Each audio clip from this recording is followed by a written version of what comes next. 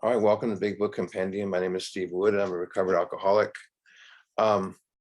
Since we're covering a lot about God tonight, I want to open with this, one of my favorite, I don't know if I call it a poem or just a beautiful writing, and it's called Water by Robert Fulgram. And I'll spell his name out just in case you want to look it up. It's Robert, and it's Fulghum.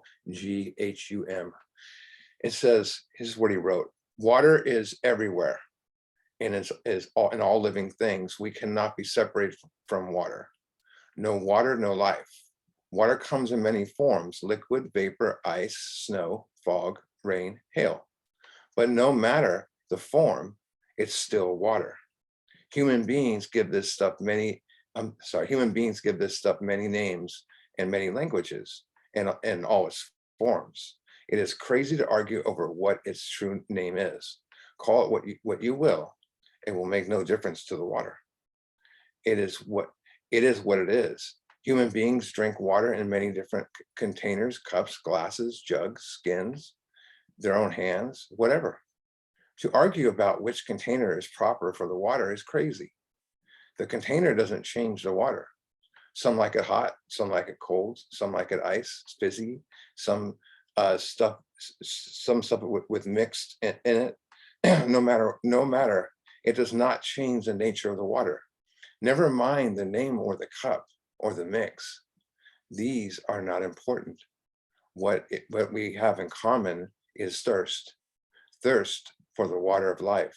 As it is with water, so it is with God. And I just love that poem because it makes it so simple aspect of it. And I'm trying to make it more simple tonight as possible, or tonight, some places, whatever we are. So we're on Agnostics Page 44. And this chapter was a major game changer for me.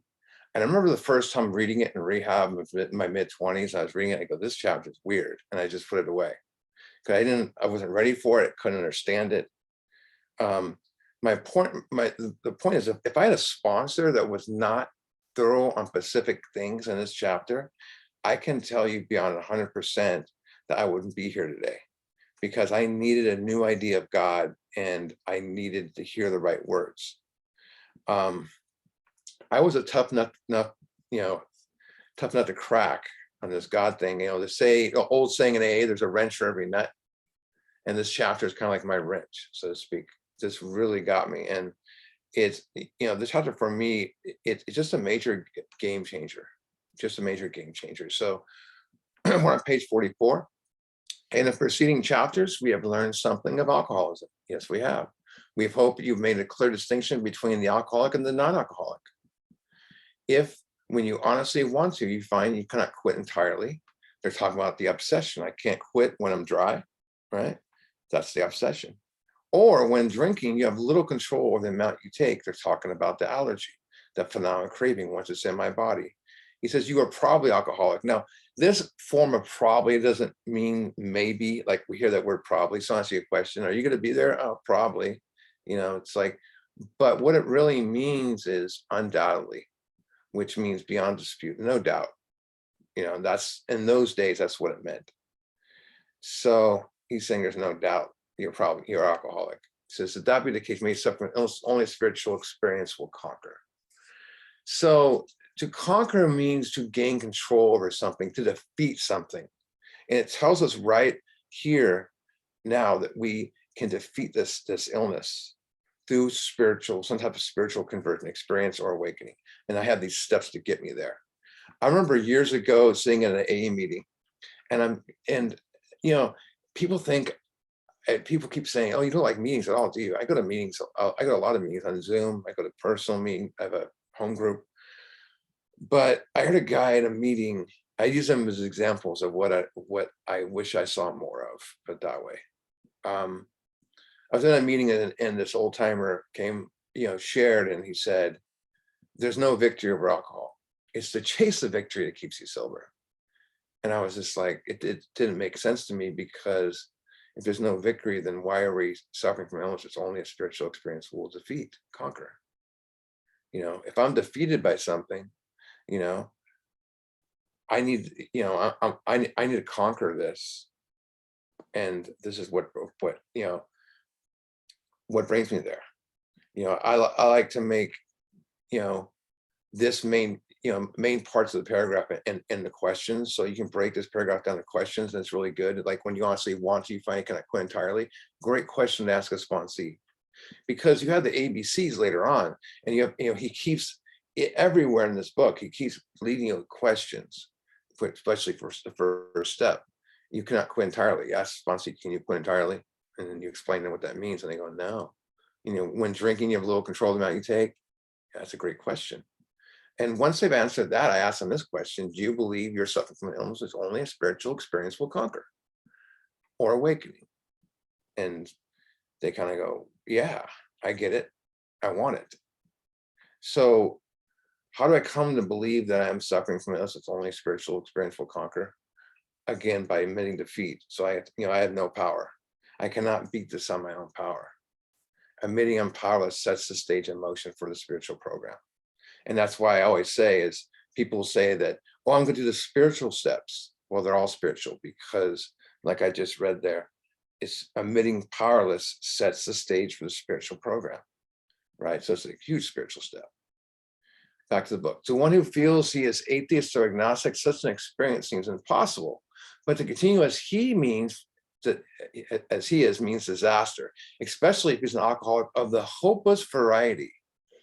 Look at this. To be doomed, it means death, pretty much. To be doomed to an alcoholic death or to live on a spiritual basis are not always easy alternatives to face.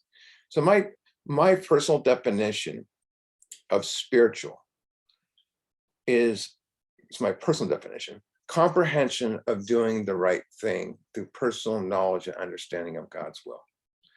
And what that means is knowing yourself, knowing what the right thing is and doing it. It's that simple. It's having a sense of peace and purpose through human betterment and developing an expansion of consciousness and wholeness through knowing the divine. And when you know, that divine, you always know what the right thing is, especially when you're doing the wrong thing, right? So the sense of knowing what the right thing is, reminds me when I was out there, and I would be committing, I wasn't a very good person. So I would be out there committing a crime or just doing something really stupid. And my gut would tell me, you get that feeling in your gut, oh, this is wrong. And they would say that's your consciousness. And, and I always thought it was a little voice talking in my ear. I guess it was, and something I just knew was wrong.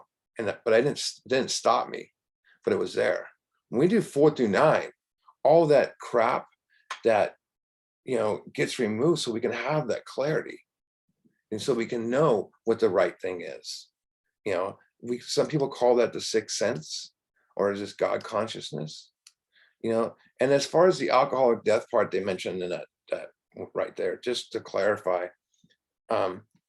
I believe what they're talking about is staying in the cycle of drinking, going back to the allergy obsession, and where you put alcohol in your body, the allergy kicks in, and you go in a spin wheel of nothingness, emptiness, until you can somehow get out.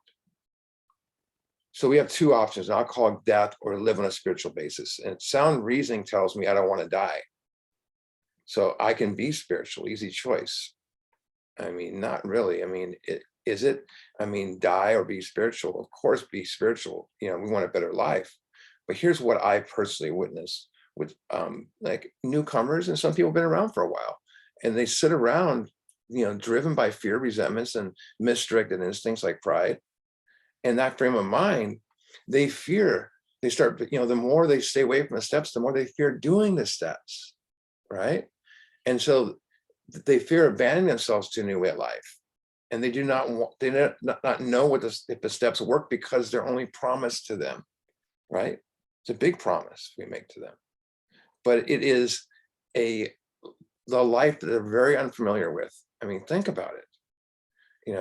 So they conclude the steps, it's too much work, it might be too exhausting, and they go back to what works. the drinking cycle and drinking the Groundhog Day every day is the same, rather than having a new life of new discoveries. Ignorance is bliss. It's the best way to put it. Ignorance is bliss. But notice it doesn't say in that paragraph to be on a spiritual basis. It says to live on a spiritual basis. I would underline that word, live on a spiritual basis. Is being spiritual and living, being spiritual and living on a spiritual basis are two totally different things. Because many people in recovery believe it's all about being spiritual. So instead of doing the steps, I'm going to act spiritual. I'm going to act happy. I'm going to act like I have freedom and peace. And, they say, a lot of people are brainwashed in the aspect, oh, you got to fake it till you make it. I mean, I never got that. But I don't want to live in the delusion. I can't live in a delusion because a sick mind can't heal a sick mind. The problem, I can't solve the problem with the same mind that created it. Never knowing that, self-will can overcome self-will, put it that way. And living spiritual is hard work, but that's why we have the steps. That's why I like to say they're not hard. They're just complex to make our life simple. Let's go back to the book. It says, but it isn't so difficult. About half of our original fellowship were exactly of that type. At first, some of us tried to avoid the issue, hoping against hope that we were not true alcoholics, it's a real alcoholic allergy obsession. But after a while, we had to face that we must find a spiritual basis of life, or else what? We stay living on five senses, stuck in a three-dimensional world with an insane mind, trying to act, what we believe is spiritual. And soon, like I said, it's too hard work. And resentment and anger can take over, and people bolt out of AA real quick.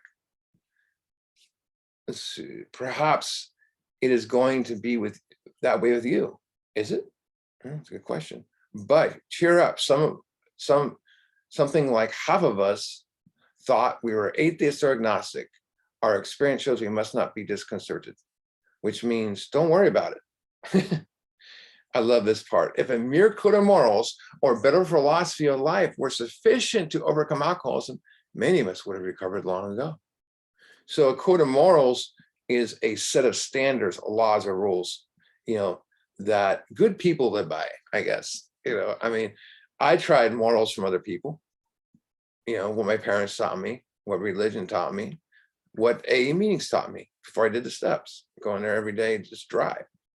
What rehabs taught me, that's a big one right there. What jail taught me, what self-help, books taught me, what the therapist taught me, are acting spiritual.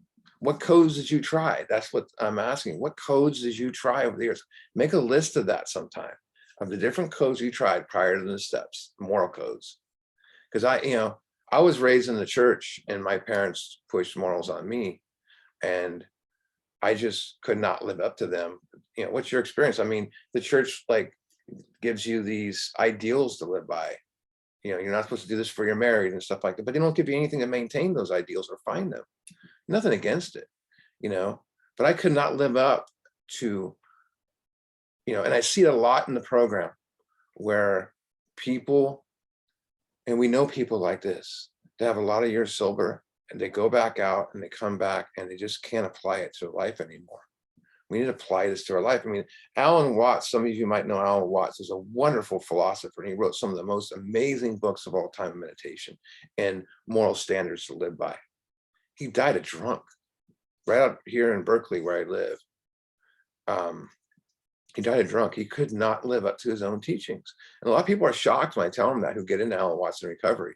I still read his books, but it's pretty trippy to understand that, because he could give great stuff away, but he could not put him towards his own life. But we found that such codes and philosophies did not save us, no matter how much we tried. We could wish to be moral. We could wish to be philosophically comforted. In fact, we could will these things with all our might, but the needed power wasn't there. Our human resources, as marshaled by the will, were not sufficient. They failed utterly. Marshal means arranged or led, right? Our human resources were arranged and guided by our thinking, our will. So when you hear the word will, I start thinking, right? Human aid is the assistance of using human resources. So more than 10 times in this book, way more than 10 times, they talk about how human power fails us, right? Yet people turn their lives over to the care of the meetings to get relief from an illness that's where we're defeated by our own human power. Yeah, so that's, and I call that insanity right there. But how much human power does a hopeless alcoholic have? Zero. And 100 times zero is a zero. I mean, what is the power of a group of 100 alcoholics? There's not much there. Zero. It's not a self-help program. It's not a we program. Here's a secret. It's a spiritual program. That's what we're looking at here, right? Let's see what else it says. Let's get some deep stuff now. Lack of power, that was our dilemma. So they're talking about zero power. Lack means zero. You know, I thought growing up it was lack of friends, maybe it was lack of money, lack of women, maybe lack of sex, relationships, lack of the right car, the right house. And so what did right alcohol or drugs? I pursued that stuff. I chased that stuff. Whatever I lacked and I pursued, I chased. You know, and where is that stuff? Outside myself. Right? I chase happiness where? Outside myself. Love outside myself. Remember, this is an inner journey, not an outer journey. Back to the book. Lack of power, that's our dilemma. We had to find a power which we could live.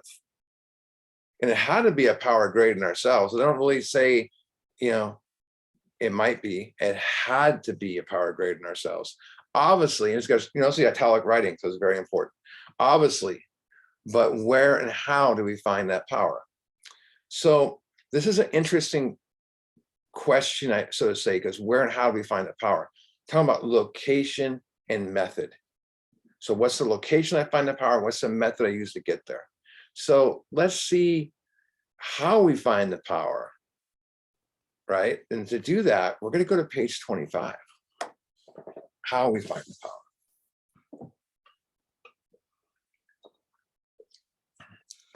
And if you notice, we've gone on this before. This chapter is called There is a Solution. And I've done the multiplication thing before. You know, I'll do it again, but I won't put it up on the board like I did before. But like 5 times 5 equals 25. You ask someone what the solution is, a lot of times I can say 25. Well, that's the answer. Then they say, well, it must be 5 times 5. No, that's the problem. The solution is multiplication. It's the method I use to bring me to the answer, to bring me to a point. That's a chemistry aspect. So a solution is a method I use to bring me to an answer. So what's our problem? Allergy obsession, right? The answer we get is whatever we find, right? But what's the method we use to bring us to the answer? Let's look what it says on 25. It's going to tell us. It says almost none of us like the self-searching. That sounds like step 4. Self-searching is a soul-searching, it's a self-analysis, self-questioning, inventory, right? Sounds like step 4, right? The leveling of pride. Now, leveling of pride does not mean like a leveler where you level something out. It means like when you demolish a building, the building's knocked over, the leveling of a building, the leveling of pride. Pride is what other people think of me. And that can happen anywhere, 4, 5, 6, 7, 8, or 9, especially 9, right? The confession of our shortcomings. Well, that sounds like step 5. See what I'm getting at here? And which the process requires for successful consummation. Consummation means to achieve or complete a goal that's intended. And we're doing 4 and 5 to get to the goal of being able to let God remove our shortcomings. So 6 and 7 is successful consummation. Also, the other part of successful consummation is to go out and repair my problems of the past, 8 and 9. So how do we find the power? 4, 5, 6, 7, 8, and 9. That's the solution. The method used to bring us to the answer. You know, a great question is like, it kind of goes with the moral one. I mean, the Code of Morals one is, where have you been looking for solutions? What methods have you tried? You know what I mean? Honestly, I mean, I tried so many to I don't want to say beat this illness, but when I say illness, I mean everything. I mean allergy, obsession, spiritual malady, all that stuff. I mean, I honestly grew up in Christianity. I tried that. I tried go back to it. I tried yoga. I tried meditation. I saw lots of therapy. I read books, doctors, ministers, meetings, more meetings, more meetings. You know, they all were great, but none of them truly delivered. All it did was trim away a few of the branches. And when I ran out of options, I did the last thing I wanted to do, the steps, especially step 4. Because, you know, I mean, the first I ever got in recovery before that was step 3. And that's just a decision.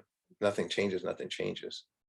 You know, thanks to steps 4 to 9, I was able to get rid of the root of my problem, remove the root altogether.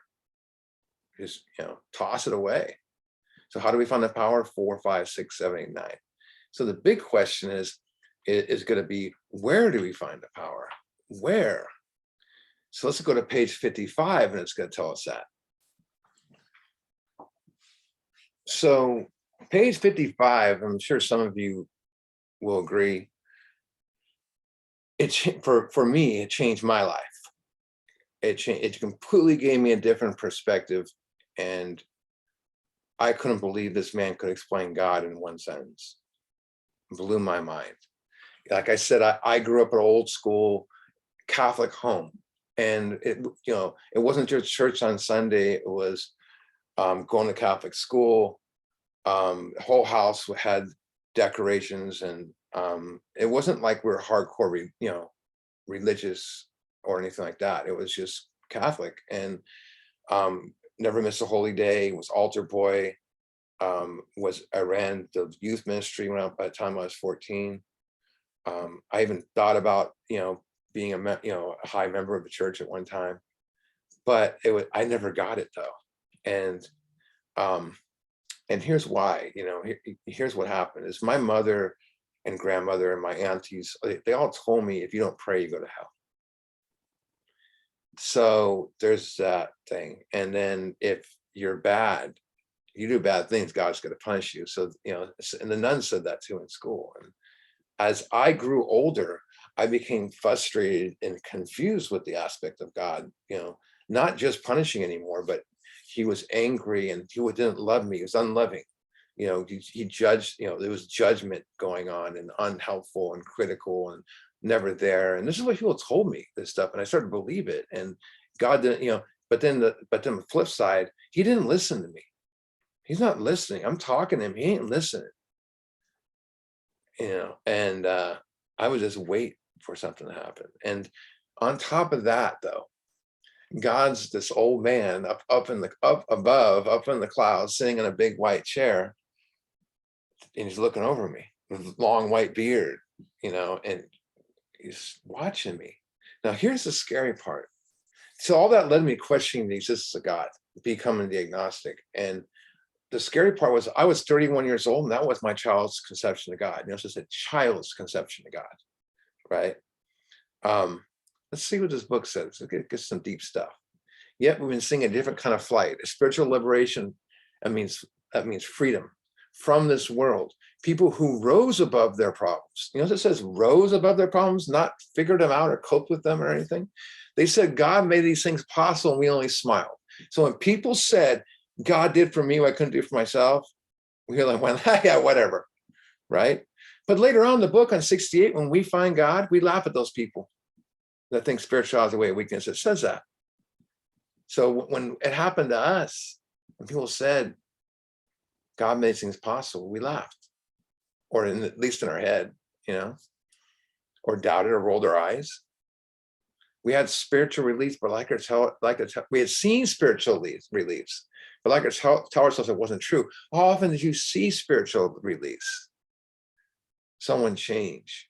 I started seeing it in AA, and I just didn't believe the people. I had never seen spiritual when I was dry and sitting in AA meetings. Like I said, I never got more than 3 months or past the 3rd step. But I started seeing people when they got really deep in the big book and talked about spiritual release and all this stuff. I was like, this guy's just full of crap.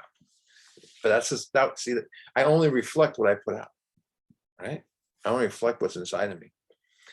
Actually, we're fooling ourselves, for deep down in every, doesn't leave anyone out, man, woman, and child is a fundamental idea of God. Fundamental is principles or foundation of God, say. Foundation of God. It may be obscured by calamity. So calamity would be like chaos and drama. By pomp, it would be like pride, living in fear what others think of me. And we know this one, by worship of other things. How many things did you worship? Some of them obviously dealt with an obsession that it took us long, we didn't, we worshiped it in a sense, but not like on our own will. But in some form or another, it was there. For faith in a power greater than ourselves and miraculous demonstrations of that power in human life are fact as old as man himself. Yeah, I mean, I remember my mom reading stories of healing in ways of God, and I couldn't grasp them. My ears were closed. And I mean, there's an old statement, I believe it's a biblical one, that says, that the statement, many are called upon, but few are chosen. That I look at that as many are called upon, but few listen. Few pick up the call, right? And some of us, until we're ready. Look at this part. We finally saw that faith in some kind of a God was a part of our makeup, who we are, just as much as the feelings we have for a friend. I always go into simplicity, the feelings we have for him, making it simple. I remember my sponsor says, what do you look for in a friend? And I'm like, loyalty. And he was throwing in stuff in there like unconditional love. And I would say, respect, unselfishness. I was saying, honestly, I was saying all these kind of ghetto street words and stuff. He's got my back. He's got this, and he's like putting him in the regular words, like being grateful and calm and humble and forgiving. And I'm like, yeah, I want a friend like that. And then this big long list we made. And he goes, you're never going to find that in a friend. And I'm like, well, why am I making this list? He goes, because you can find it in God. And he just went right to the next paragraph. He didn't try to explain it to me. He was showing me God's will. By looking at my feelings for a friend, all I want a friend, I was seeing what God's will was. I didn't know it yet. So the next one begins with the condition to find God. So this is a condition, a prerequisite. Sometimes we had to search fearlessly, but he was there. So the condition of finding God is searching fearlessly. 4-9. He was as much as fact as we were. That's a crazy thought. We found the great reality deep down within us. In the last analysis, it is only there where he may be found. After we looked everywhere else, right? It was so with us. The great reality is capitalized. The great reality is God, or whatever you want to call it. Your own conception. I use the word because people know the word. That's why it's capitalized, the great reality. So where's God? So where's the power? Deep down within us. How I find the power? 4-9. Where is it? Within us. It tells me that the steps are not about gaining anything. They're about losing stuff so I can have this spirit within me. Bill Wilson, he just explained God in one sentence. And during your lifetime, how long did it take a person to explain God? Especially like the guys in the suits that come and knock at your door and want to talk about God. I always ask them hard questions to get on that. But think about that though.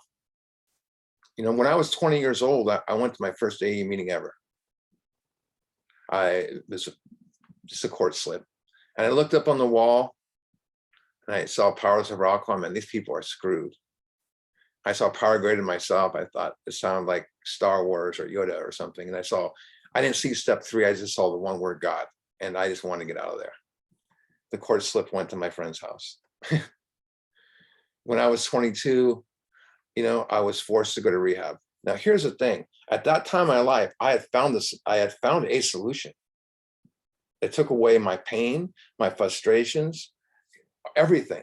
And that solution gave me the aspect to look the world in the eye, to have new freedom and happiness, to not regret the past, it would change my outlook on life. It made me whole. It made me complete. Talk about alcohol. It did for me what I couldn't do for myself. Alcohol. That was my solution. So I could not admit I had a problem because I had a solution, and I'm not going to get rid of my solution. At 25, I went to rehab 3 times within a year and a half. Now, I could not fix, I thought I could fix the problem on my own on this round. I'm going to go to the meetings. It's just gonna, I'm going to get healed. I thought it was like a scab, a cut, like it's just going to heal over time. And that's that's the way we feel about life. I mean, everything else, from a pulled muscle to a scratch, it heals on its own, but not this. I thought I'm going to use my own power. And, and that didn't work. In 96, I was introduced to the big book at book studies. And I got a sponsor. I did steps 1, 2, and 3. I had like 2.5 months. He explained the allergy very well. And I saw why, I did what I did, but I was not ready to accept the spiritual, I had a spiritual problem, much less a spiritual solution, and I was gone. I mean, 2 hours after I did the 3rd step prayer. In 2000, I was tired and broken and ready. And the truth was, I didn't have a place to turn to anymore. I got a big book sponsor. I hunted those big book guys down. And when we read that God was within me, that great reality sentence, it shattered my childhood conception of God. It was like a window falling out and shattering and breaking, where I had hope and pride for the first time in my life. And he asked me if I was willing to believe in the power greater than myself. And I said something I thought I would never say, yes, but it wasn't a thought. It just came out because I was ready. The truth was, I accepted the spiritual program because I had no place to turn. I had nothing else to do. But that began the greatest journey of my life, seeking a spiritual solution. And I believe that perhaps I will find this great reality, is what I thought, one that could solve my problems. And I started to believe what people said. I had to seek it. My resentments and fears and prejudice, they had to be replaced. These old ideas did not work for me anymore. So I was willing to believe that God could restore me, saying, just willing. And it catapulted me right past step 3. I mean, I did the 3rd step prayer into the action. And this, it was just amazing journey. And Bill says, it's only there where he may be found. It is so with us. The word found is critical.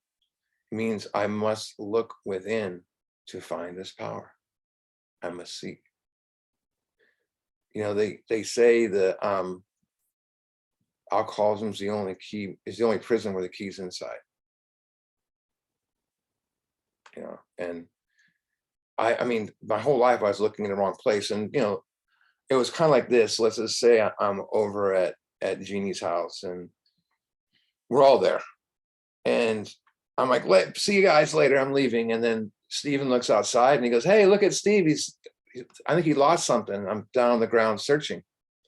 So all you guys go outside and women start helping me. You're down on the ground too, looking for, you got flashlights and your cameras and stuff. And finally, Steven goes, hey, where did you lose your keys? And I said, oh, I left them inside. But we're looking underneath the light outside the house. And that's just the way way it was. I was looking for the keys I was looking for the keys in the dark. I mean, that's just the way I looked at stuff. So let's go back to the book and let's look at the promises of God consciousness to awareness of God. And this is beautiful stuff. We can only clear the ground a bit if our testimony helps sweep away prejudice. That's our old ideas. Enables you to think honestly. So the testimony, it's talking about their testimony, not our testimony as a group. They're talking about the first 100. If the first 100's testimony helps sweep away prejudice, old ideas, enables you to think honestly. Honestly is the awareness of where I'm at. Do I have resentments? I have fears, stuff like that. Then let's search honestly. Encourage you to search diligently, thoroughly within yourself, 4 through 9, right? Search diligently. Nothing in your life you will ever do will help you seek more diligently than steps 4 through 9. You can try other stuff, but it's not going to go as deep down the rabbit hole. Not deep into your resentments and fears and harms and all that stuff. If you wish, you can join us on the Broad Highway. Broad Highway is steps 10, 11, 12. With this attitude, That's the willingness to look honestly within yourself. With this attitude, you cannot fail. Cannot also means never, right? The consciousness of your belief, that's the awareness of God, is sure to come to you. Because of the action of 14.9, our belief becomes a reality of God, consciousness, knowing God. And that's the deepness of it. I'm going to read some of you might know who Rumi is. He's an old poet way back in India. And he wrote this poem a long time ago, like in the 1300s, I think it was, I forget. I'm going to read this poem by Rumi. I examined the whole Christian cross. He was not there. I entered the temple of the Hindus to the ancient Pagas, but I could not find him. There was no trace. I searched in the mountains and valleys of Kajah. He was nowhere to be seen. He was neither in the heights nor in the depths. My search was in vain. I then was directed to the Kaaba in Mecca.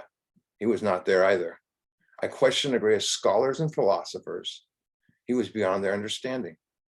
Finally, I looked into my own heart. It was there where I saw him. He was nowhere else to be found. And some of you are familiar with the Thomas Merton prayer, perhaps. Look it up if you have a chance, Thomas Merton. I love this, what he says. When we enter this region, he's talking about within ourselves, this region which we had never suspected, the old world of our senses is now one that seems strange, remote, and unbelievable, while the new world seems familiar and obvious. Think about that. We all experienced that when we became awake, because the old world, it just seems like unbelievable. How did I believe that way? The old world is because it's an illusion, and it's out here. It's outside of us. The new world is familiar and obvious because where? We've had it our whole lives. It's within us. The God I discovered as a result of the action I took, I look for God in everything, just like I, try the solution everywhere. Yeah, alcohol and drugs and women, money, sex, friends. And I looked in the last place when I was all alone within myself, after looking everywhere else. So you think about it, what you found within yourself, how often did you search for that out here? I realize that being built in the image and likeness of God is not referring to this, bag of dust we call a body. It's the life that's living me. And what is life? If you look in the average dictionary, it will tell you the earthly existence of birth to death. But here's a spiritual definition.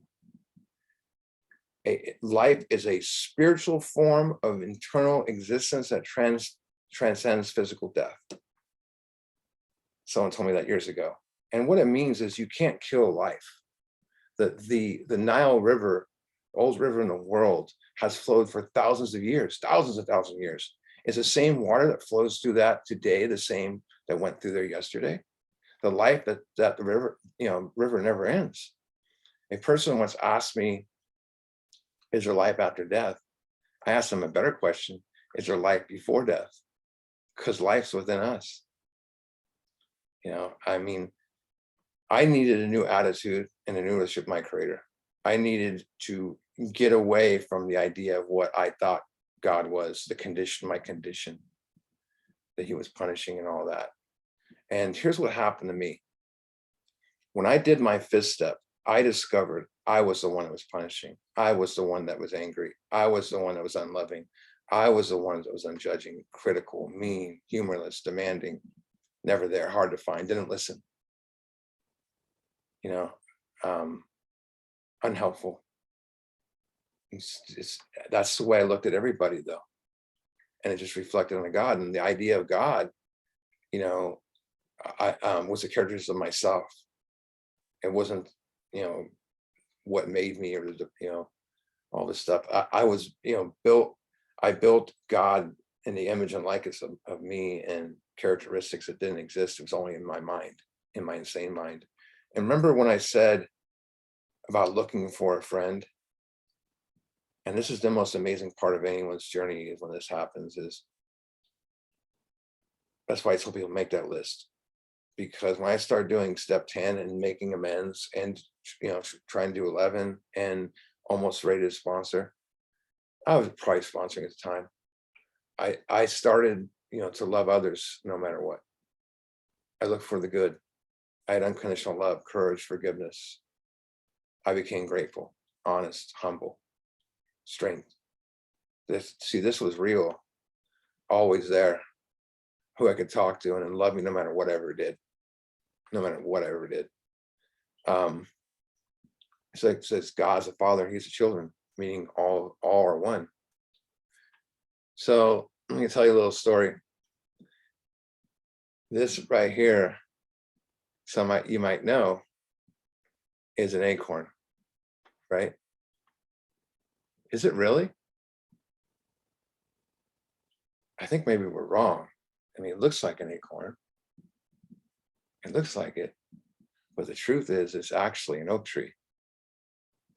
This little acorn is the ultimate symbol of spiritual growth and ultimate potential, because it's a symbol of transformation and change, because it turns into something totally different than the way it was. It's hard to believe that this little acorn can grow in the image and likeness of the gigantic oak tree. It doesn't look like anything like its creator. So here's the interesting thing about it, though. When this little acorn, it hits the ground, a mysterious miracle takes place. It turns to get enough sunlight, to get enough water, right? Germination happens. The roots sprout out of it, and it tries to find just the right soil.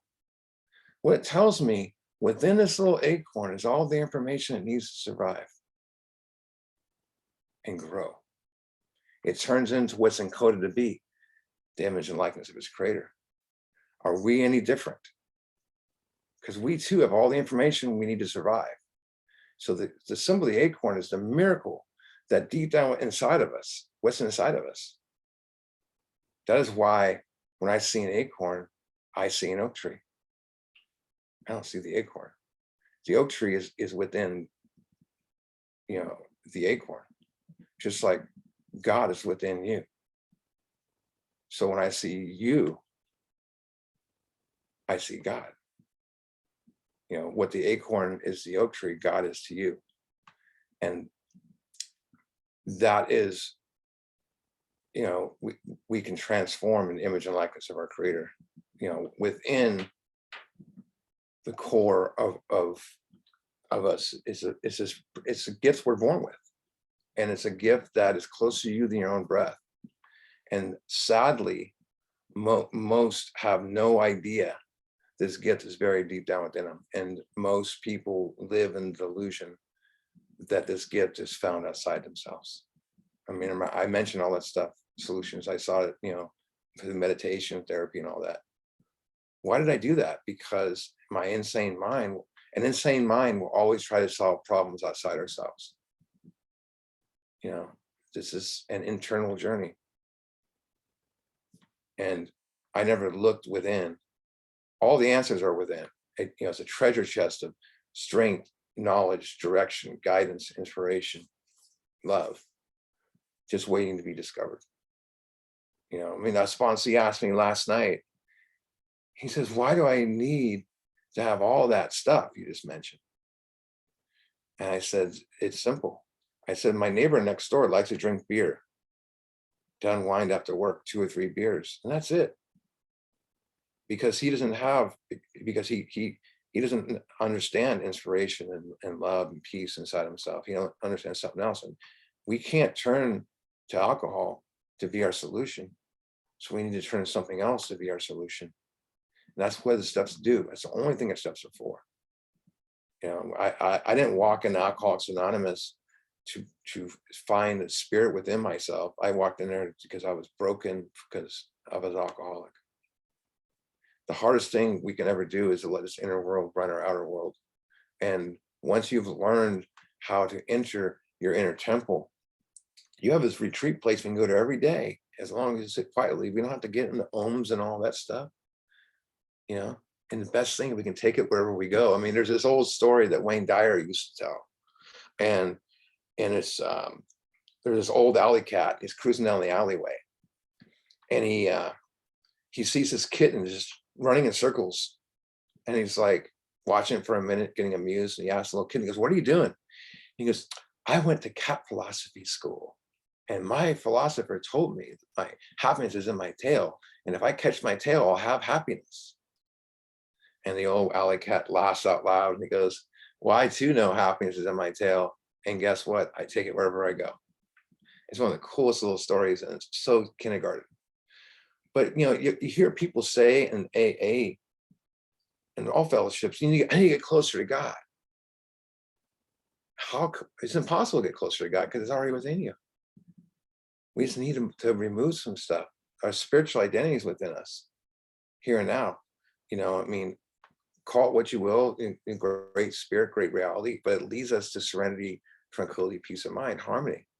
That's the thing. Throughout the ages, yogas and prophets and saints and philosophers and teachers from many different religions and traditions have called it many things. There's one biblical reference that I love, where Jesus said, if you lead, you say, if you lead, you say to you, look at the kingdom is in the sky. If you look at the kingdom in the sky, then the birds will get there first. If they say it's in the ocean, the fish will get there first. The kingdom of heaven is within you. Buddha said, my thoughts are always in truth, for within myself is truth. And then the master of the Tao, the Tus, confirmed the master of light is within us. The Shiva, the god of Hindu, speak your senses and you will see the Lord within. Native Americans proclaim the center of real peace is within. This inner treasure has many names. The Hindus call it Atman. Buddhists say it's the Buddhist mind. They say, I bow to the Buddha in you. Taoism call it the Tao. Christianity call it Kingdom of Heaven or Holy Spirit. Aborigines called it dream time. Quakers call it the still inner voice. Right? In Judeo, they call it the Ein Sof. I don't know if I said that right. The tribes of Southern Africa call it the Hunhu. Plato referred to it as good and beautiful. Aristotle called it just simply being. Carl Jung, who's in his book, referred it to as infinite. And Ralph Waldo Emerson called it the oversoul. Whatever you call it, this inner transitional reality, it's waiting to be experienced. We enter this region which we never suspected, and it's an internal truth, internal love, and it manifests in before our very eyes. It lets me see where I thought I was weak. I'm really strong, and it opens the door to, infinite, unlimited possibilities. But to honor this truth, you must first locate it. Location and method. Where do we find the power? Within. How do we find the power? 439. And thank God we have that. Because there's all those other religions and stuff, they got cool ways to get there, but not like the steps. It's the most worthwhile journey you ever make. So we entered this with a meditation. I want to close with the meditation. And it's going to be a simple one. So if you wish, you can join us on this. Close your eyes. Find your happy place. So picture a lake, but the lake's really choppy and it has many ripples. As your thoughts become still, notice the ripples in the water slowly subside. The water becomes calmer, and then the lake becomes crystal clear. That is peace. That peace is God. And what happens is when I close my eyes, I see it. When I silence my mind, I hear it. When my body is still, I know it. The eyes which I see God is the same with God sees me. My eyes and God's eyes are one eye. He who knows himself knows God. One sight, one knowledge, one love. Because beyond the layers of our ego you'll always find what you're looking for. And whatever you've been looking for, you are. Everything in life I thought was something turned out to be nothing. And the nothing I was left with was everything. Here's one last look at life. Life happened to me. I was a victim. It's your fault. Through seeking, I discovered life happens within me. Today, life happens from me and through me. I am a channel of God, step 12. So what happens out here no longer has its power to affect me because I have inner strength, 10 and 11. Next week, we will continue the spiritual journey of God. And I'll see most of you next week.